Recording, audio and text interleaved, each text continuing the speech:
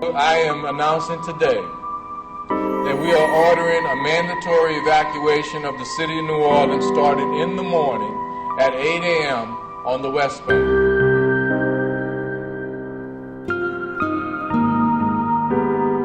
In the days following Hurricane Katrina, police officers in the city of New Orleans say they were told by the department's top brass to shoot looters.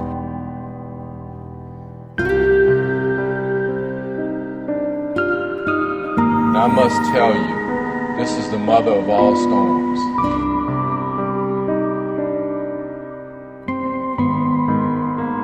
When I was hungry, you fed me. When I was sick, you visited me. When I was without shelter, you gave me a place to sleep. This is the Lord's word to us as to how we are to respond to those who are in need. 10 years ago, the Shiloh Missionary Baptist Church took those words to heart. During the tragedy that was Hurricane Katrina, with thousands of evacuees leaving New Orleans and seeking refuge here in our city, Shiloh Missionary Baptist Church was one of the few churches that had the resources and the facilities to respond to the need. Thousands were fed. Thousands were provided with shelter, not just for a week or two, but for several months as they sought to get back on their feet. Thousands of dollars, hundreds of thousands of dollars were spent in providing for the needs of these evacuees.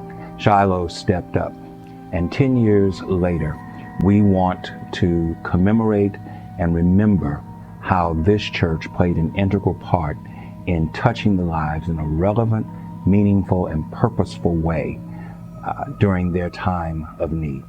Through the strong efforts of the late Pastor Charles T. Smith, his wife Eula Smith, Brother Samuel Colbert, and hundreds of others of members of Shiloh, the needs of the evacuees were met in a compassionate and meaningful way. The words of the Bible became relevant to us, that we are our brother's keeper. 10 years later, Shiloh continues to be blessed by the fact that many of those who came to us as evacuees are now strong and committed members of our church family, and we thank them for making Shiloh their church home.